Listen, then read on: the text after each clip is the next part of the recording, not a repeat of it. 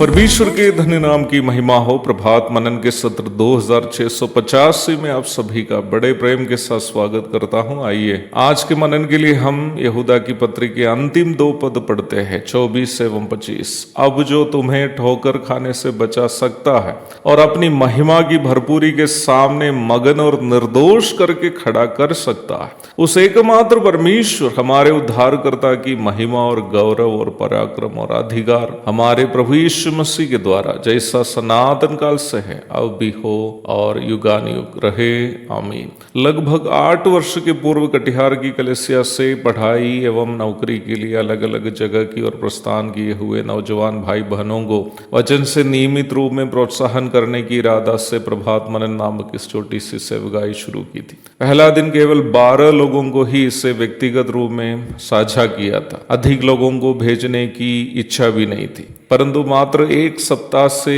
ये 100 से भी अधिक लोगों के पास पहुंचने लगा। फिर मेरा एक आत्मिक पुत्र एलन ने यह निर्देश रखा कि इसे एक व्हाट्सएप ग्रुप बनाकर उसमें पोस्ट करें, जिसका मैं पहले समर्थन नहीं किया था। शुरुआत में बाइबल के अलग अलग भाग से छोटा छोटा मनन रखा जाता था। इवेंजलिस्ट पी सैमसन चक्रधरपुर ने यह सलाह दिया कि कोई खास विषय पर या पुस्तक पर नियमित रूप में अध्ययन हो। निम्न सलाह के अनुसार पत्रियों का अध्ययन नियमित रूप में रोमियो से लेकर शुरू किया था। उन दिनों में रविवार को भी पत्रियों का ही अध्ययन होता था। प्रभु के दास दिवंगत शालूटी नयनन भिलाय ने ये सलाह रखा था कि रविवार को आराधनात्मक मनन साझा किया जाए। भाई पी सैमसन ही प्रभात मनन के एम्ब्लम तैयार किया था। वो इस मैसेज को पहले मेरी प्रिय पत्नी जास्मिन वीडियो में बदलना शुरू की थी और फिर बाद में मेरे सहकर्मी भाई सनीश अब तक इस जिम्मेदारी का निर्वाह करते आ रहा है। प्रभात मनन के औद्योगिक YouTube channel brother James George Nagpur देखरेख करता है। वास्तव में वचन का प्रचार इस प्रकार करने की मेरी इच्छा से बढ़कर वचन सुनने के लिए तरसने वाले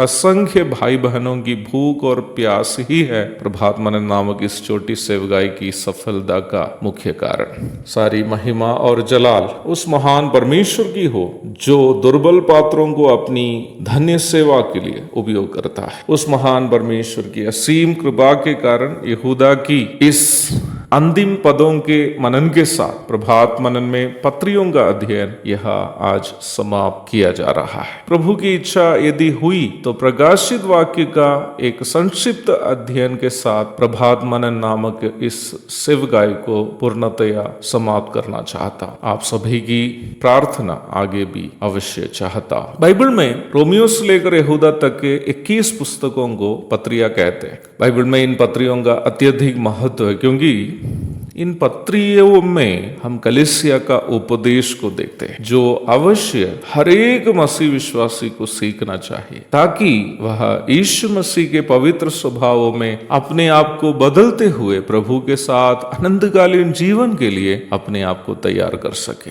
पिछले 8 वर्षों में प्रभात मनन के द्वारा उन बातों को हम सीख रहे थे जो हमें प्रभु के पवित्रता में बदलने के लिए हमारी मदद कर सकते। यहूदा जो यीशु मसीह का भाई और प्रेरितों के बीच प्रेरित नहीं होने पर भी समादरणीय व्यक्ति था, अपनी इस पत्री के साथ पत्रियों की श्रृंखला को समाप्त कर रहा है। पत्रियों का इस अध्ययन को एक उत्तम आशीर्वचन देकर वह परिसमाप्त कर रहा है। वचन का उपदेश को अलग अलग परिप्रेक्ष्य में याद दिलाने के पश्चात वह ये कह रहा है कि अब जो मसीही विश्वासियों को ठोकर खाने से बचाकर अपनी महिमा की भरपूरी के सामने मगन और निर्दोष करके खड़ा कर सकता है, वह उस यीशु मसीह ही है जो हमारा उद्धारकर्ता एवं परमेश्वर है। कहने का तात्पर्य यह है कि उपदेश या वचन का केवल ज्ञान हमें पवित्रता में बनाया नहीं रख सकता। ज्ञान तो चाहिए, परंतु केवल ज्ञान हमें प्रभु की पवित्रता में बढ़ने के लिए